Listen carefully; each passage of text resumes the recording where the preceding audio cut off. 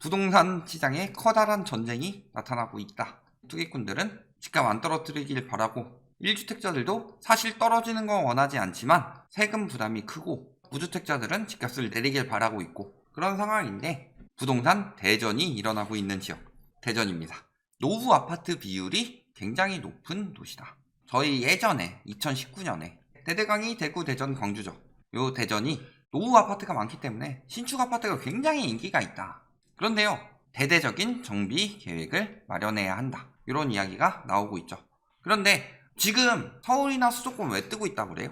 세금 완화 기대감도 크지만 대출 규제 완화 기대감도 크지만 지금 서울 아파트 상승세를 견인하는 것 재건축 기대감이죠. 그러면은 노후 아파트 비중이 높다는 건 무슨 소리예요? 재건축할 아파트가 굉장히 많다는 소리죠. 그러면은 지금 뭐 규제를 서울만 풀고 수도권만 푸는 거 아니죠? 이야기 나오는 게 안전진단, 분양가 상한제, 재초안 이런 걸 푸는 거지 서울 수도권만 세개 규제를 풀고 지방광역시나 지방은 그대로 규제를 두겠다 이런 상황이 아니죠. 그러면은 재건축 규제 완화에 심리가 빠르게 올라가고 사람들이 재건축 투자에 막 몰려야 되는 도시들이 어디냐? 대전이나 전북, 서울도 몰리는데 광주, 부산 이런 데 다 몰려야 되죠. 왜? 경기도 몰리는데 재건축 기대감으로 요즘 띄우는 데가 서울하고 경기 쪽이잖아요. 경기에 뭐 1기 신도시 쪽이지만 1기 신도시는 거의 다 30년 넘었으니까 그렇다 치더라도 적어도 서울보다 대전이나 전북 같은 데가 노후 아파트가 많기 때문에 재건축 기대감은 더 많이 받아야 되지 않느냐. 그러면은 서울 재건축 기대감으로 가격 오른다. 특히 뭐 강남이나 뭐 노원 이런 지역을 이야기를 하는데 대전도 마찬가지여야 되는 거 아닐까요? 근데 대전에 대해서는 그런 기사가 뜨는 걸 본 적이 없죠. 왜요? 대전은 계속 떨어지고 있으니까. 매매만 떨어져요? 전세 역시도 마찬가지로 2021년 말을 기준으로 매매가 전세가 하락이 계속 이어지고 있는 도시다. 그렇기 때문에 안 뜨죠? 그런데 여기에 재건축 기대감으로 뜬다라고 했는데 안 뜨고 있어봐요.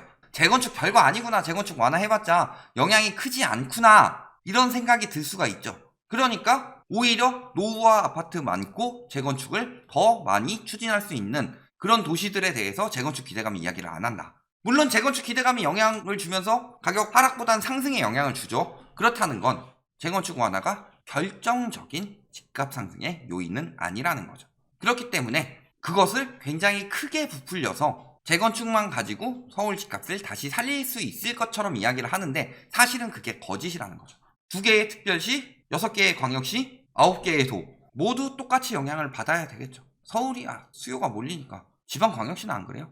지방광역시도 경상도 쪽에서는 대구, 부산, 울산, 전라도 쪽에서는 광주 이런 쪽으로 사람들이 몰리잖아요. 그쪽에 일자리도 있고 상권이나 학군이나 이런 것들이 창출되는 게 많으니까. 충청도 쪽에서는 대전, 세종이고 그런데도 불구하고 저기는 안 띄운다. 왜? 안 띄우는 게 아니라 못 띄우는 거죠. 그러니까 재건축을 풀어서 재건축 기대감이 있다는 게 아니라 일단은 재건축 풀어서 가장 영향을 많이 주는 도시. 강남부터 막 호도했고 왜? 거기는 통하니까요. 거기는 투기 수요도 굉장히 많기 때문이죠. 대전 같은 경우는 투기 수요가 들어갔다 오래 있을 수가 없다. 그래서 대대광 보시면요. 2018년 말에 투기 엄청 들어가서 가격 떴다가 나중에 쭉 빠집니다. 부추길 수가 없는 거죠. 지금 유동성을 한 곳으로 몰기도 바쁜데. 그렇기 때문에 강남 불패요? 영화 동방 불패도 져요. 강남 불패도 집니다. 불패는 무슨 불패예요? 그런 상황이다. 그럼 대전은 어떠냐? 뭐 핵심은 대전이니까.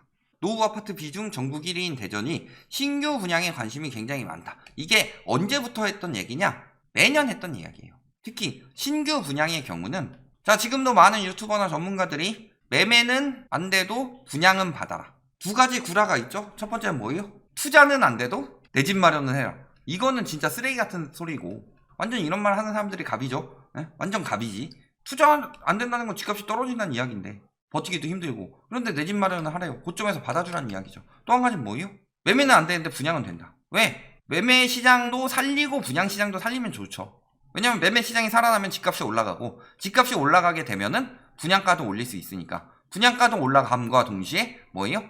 완판이 잘 되죠. 경쟁률이 올라가고 그래서 집값을 올리는 가장 큰 이유는요. 물론 여기서도 광고비 받아 처먹는 거 있죠. 예전에 그 한모 조합장 같은 경우 조합에서 아예 돈 주고서 신문 광고 내죠. 그리고 막 가격도 16억 있는 거 매물 다 내리고 22억 막 이렇게 내놓고서 막 거래했다고 엄청나게 막 크게 띄워가지고 광고비 주고 띄우죠.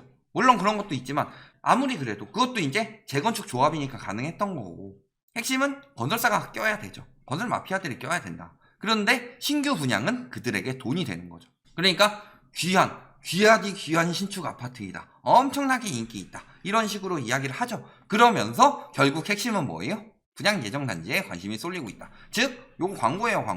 광고인데 광고가 아닌 것처럼 하는 거 이거 법으로 제정해야 돼요. 광고라면 처음부터 광고라고 무조건 붙여야 된다. 그래야지 사람들이 잘못된 정보에 속지가 않지. 유튜브는 뒷광고 막으면서 불만 가지고 있는 거 아니에요? 저희 뒷광고 한 적도 한 번도 없고 앞광고 한 거 한 가지밖에 없어요. 라이트하우스 비기닝 채널 영상 올릴 때 그때 한 번씩 확인해 달라라고 앞광고 하는 거 말고는 다른 거 앞광고 한 적도 없어요. 건설사에서 앞광고 요청 엄청 많이 들어왔어요. 어디 분양단지 해달라, 어디 상가단지 해달라, 수수료 얼마씩 주겠다, 한 1,000만원씩 주겠다 광고 영상 하나만 올려주면 그 영상 하나 만드는 거 하루 종일 파면은 하나 못 만들겠어요? 그러면은 돈은 많이 되는데 그 짓거리 안 하죠. 왜 안 해요? 우리가 말하는 게 잘못되게 되는데. 그럼 우리가 이렇게 하고서 굉장히 위험하다 하면서 여기 아파트 광고하고 있으면 속는 사람들이 있을 거 아니에요. 그러면 우리가 1,000만원 뭐 2,000만원 벌자고 누군가 수억 수십억씩 손해보게 할 수는 없잖아요. 평생 모은 돈을. 그러니까 그런 광고는 안 하는 거예요. 유튜브 뒷광고는 그렇게 막으면서 왜 언론들 뒷광고는 이렇게 안 막냐. 더욱 불특정 다수가 보는 거고, 유튜브는 개인의 생각이나 그 사람의 생각이라고 볼 수는 있지만 언론 같은 경우는 신뢰도를, 공정성이 있다고 생각하는 사람들이 많기 때문에 막아야 되는데 뒷광고 하고 자빠졌다. 그러면 잘 돼요? 충청권 미분양주택 2,958호, 그중에서 대전 477, 그리고 규제지역 제발 풀어주.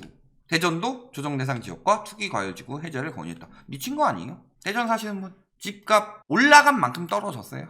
제가 소득이 늘었어요. 물론 그 경력에 따른 소득 말고 자체적으로 그냥 올라가는 소득 있죠. 그런 부분에 대해서 소득이 늘어난 만큼만 올랐다. 그렇다면은 문제가 없겠죠. 근데 엄청나게 거품이 쌓여있죠. 빠지기도 전인데 왜 해제해야 돼요? 지금 요거 지자체 풀어달라고 말하는 지자체들은 이거 건설 마피아들만 생각하고 있는 거지. 거기에 살고 있는 주민들을 위해서는 지금 조정 대상 지역과 투기 과열지구는 더 이어져야 된다. 거기 있는 실수요들이 집을 못 사고 있고 전세가 올라가서 고생하고 있는데 왜 건설사들 밥 처먹게 배불리게 하느라고 해제를 건의를 하냐. 저 사람들이 지금 지자체에서 장을 맡고 뭐 할 자질이 있어요? 건설 마피아들이랑 결탁한 탐관 오리들이지. 그러니까 지금 한겨울이에요. 왜? 한계를 맞이했는데 지금 금리 인상이 들어가죠. 거기다가 지방광역시는 머시기 이런 인간들이 막 찍어줬죠. 저기서 무슨 단지 사세요, 둔산동에 있는 그거 사세요, 그런 식으로 찍어줘서 원정 투기 많이 들어왔다. 원정 투기는요 실수요보다 더 위험한 건 금리 인상이나 전세가에 더 영향을 많이 받죠. 그러니까 심각한 거다. 그래서 매매 가격 지수와 전세 가격 지수가 이렇게 떨어지고 있는 거다. 투기 수요들이 힘을 못 쓰니까. 전세가율이요, 여기 7월에 친 거는 문제 있다고 그랬어요. 이건 통계의 변동이죠. 전세가율도 꾸준히 하락 중입니다. 매매가도 떨어지고 전세가도 떨어지는데 전세가율이 더 떨어진다는 거는 갭이 크다는 얘기죠. 물론 서울이나 이런 데 비하면 70%는 아주 높은 수준이지만 갭이 떨어지고 있다는 거. 갭이 낮아서 지방광역시로 많이 갔는데 그것도 영향이 간다는 거죠. 매매 거래량 역시 지금 뭐 3월에 잠깐 튀긴 했는데 4월 지금 263건이에요. 지금 4월 25일인데 신고일까지 계산하더라도 3월만큼은 안 나올 거다. 그 이유는 4월에 또 금리 인상했으니까. 그래서 대전 세종이 대세다 이러면서 여기서 뭐 일로 가고 여기서 일로 가고. 원래 얘네 둘이 동반 상승이나 동반 하락 같은 경우는 웬만하면 생겨나면 안 되는 일이에요. 왜? 일로 가고 해야 되니까 수요가. 그런데 둘 다 동반 하락하고 있다는 건 양쪽 다 거품이 엄청나게 많이 꼈다는 거고, 그때 동반 상승한 거 자체가 문제였다는 거죠. 동반 상승했으니까 지금 동반 하락을 맞고 있는 거다. 어때요? 12억 2천까지 떨어졌죠? 매물도 14억 5천. 제일 싼 게 이거였죠? 12월에 저희가 영상 올렸을 때. 그런데 지금 뭐예요? 12억 2천 이외에는 거래가 안 되고 14억 5천에 대놔도 팔릴 리가 없죠? 안 팔리니까 13억에 내놓고 있다 지금. 물론 다른 매물이지만 더 저렴한 급매물들이 나오고 있다는 거죠. 도안 트리플시티, 여기는 이제 구도심의 아파트라면 도안 신도시는 신도심이죠. 쭉쭉 올라간다고 하더니 가격 쭉쭉 떨어지고 있죠. 9억 3,400, 이제 10억대도 못 찍고 있고, 매물도 10억 4,500 나오던 게 10억 매물까지 나오고 있다.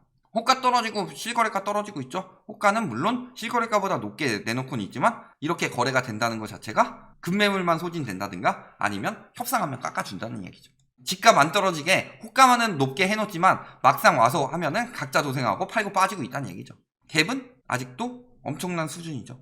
저가 아파트들은 어때요? 저가 아파트들만이 이렇게 조금 더 버텨주고 있을 뿐이다. 그리고 얘마저도 떨어지고 있다. 물론 호가도 떨어지고 있고요. 여기는 뭐 거의 그대로지만 호가도 떨어지고 있고 가격도 떨어지고 있다. 전반적으로 이런 데는 전세가를 끌어올리기가 좋다고 그랬죠. 그래서 끌어올리고 있는데 이것도 한계다. 금리 계속 올라가면 전세가는 떨어질 수밖에 없죠. 금리 올라가게 되면은 대출 많이 끼는, 고가 하락하게 되면요, 예를 들어서 여기는 1억짜리 전세고 여기는 10억짜리 전세가 있고요, 7억, 5억, 3억 이런 단지들이 있다. 그런데 얘가 떨어져서 막 한 8억까지 떨어지고, 그럼 1억밖에 차이 안 나죠? 거기다 얘도 이자 부담 크죠? 그러니까 얘가 한 5억까지 떨어지게 되면은 같은 5억인데 여기 살 이유 없죠? 여기 살지. 그러면 얘가 한 3, 4억까지 떨어지는 거고, 얘도 영향받는 거고, 여기 대출 안 받았는데도 불구하고 1억 5천 이렇게 떨어지면은 아씨 차라리 5천 더 보태서 여기 가서 살지 하는 생각으로 얘도 떨어지게 되는 거다. 그래서 금리 인상기에는 고가 전세부터 먼저 떨어지는 거죠. 지금 도안 신도시 다르긴 했지만 단지가 다른 단지죠? 지금 도안 신도시 다 떨어지고 있죠. 6억 3천 거래됐고 6억 6천 호가 나오고 있고, 6억 4천 5백 거래됐고 6억 5천 호가 나오고 있고, 5억 거래됐고 5억 9천 계속 떨어지고 있다. 여기 5억 나온 거는 취급도 안 했죠. 전세 같이 떨어지고 있죠. 아니 신도시가 들어와서 공급이 늘었는데 전세가가 오른다는 게 말이 안 됐던 거죠. 사실 저금리로 인해서 올렸던 건데 이런 데부터 먼저 빠진다. 그러니까 아까도 저가 아파트들, 저렴한 전세들은 아직도 오르고 있지만 실질적으로 전세 가격이 조금만 나오는 단지들은 벌써 떨어지고 있다는 거죠. 매물은 엄청나게 증가했죠. 전세에도 조금 줄었는데 늘어난 거에 비하면 택도 없죠. 그리고 이 줄어든 것도 뭐예요? 임대차 3법 개정된다, 더 오르기 전에 빨리 급전세 해라, 이런 심리를 자꾸 언론에서 심어주기 때문에 빨리빨리 계약하는 건데, 이것도 오래 못 갑니다. 언제 개정될 것 같아요? 임대차법. 그리고 8월 이후에 또 매물 한번 쭉 쏟아질 겁니다. 갱신 만료 매물도. 입주도 적지 않죠? 이거 뭐 적정 수요라는 건 뭘로 책정했는지 모르겠지만 입주도 꾸준히 이어지고 있다. 특히 올해는 입주가 굉장히 많죠. 그리고 작년에는 오히려 입주가 재작년보다 적었음에도 불구하고 하락으로 바뀌었죠. 작년 연기된 일반 분양도 있고 올해 예정된 일반 분양 만세대가 넘어가죠. 공급도 절대 부족하지 않다. 근데 맨날 훈풍이에요. 미분양 나오고 있는데, 훈풍은 물은 얼어 죽을 훈풍인 것처럼 해놓고서 뭐예요? 결국엔 전 주택형 1순위 마감되었으면 7대1, 송도에는 16대1도 미분양 났어요. 뭐 훈풍은 얼어 죽을 훈풍이에요. 결론, 재건축 뜹니다. 분양시장 뜹니다. 아무리 부추겨도 침체는 이어지고 있다. 투기 많이 들어가고 이런 지역들이 먼저 침체가 나타나는 거고, 그나마 빠질 데가 없어서 강남 이런 데는 뭐 신고가 찍는다고 하지만 결국에는 떨어지게 되면 버블 많이 낀 데부터 더 떨어지게 된다. 대전 역시도 지방광역시들, 특히 대대광 묶어서 많이 띄었죠. 그런 지역들 엄청나게 영향 갈 것이다. 그런데도 불구하고 아유 우리 스타 강사님이 찍어주셨는데 올랐는데 내가 제때 못 팔아서 손해봤구나, 저분은 대단하신 분인데, 그게 아니라 찍어주고서 당신이 들어가서 오른 거예요. 속지 말아라. 그리고 충분히 거품이 빠질 때까지 추세는 이어질 것이다. 이렇게 알아두시면 되겠습니다.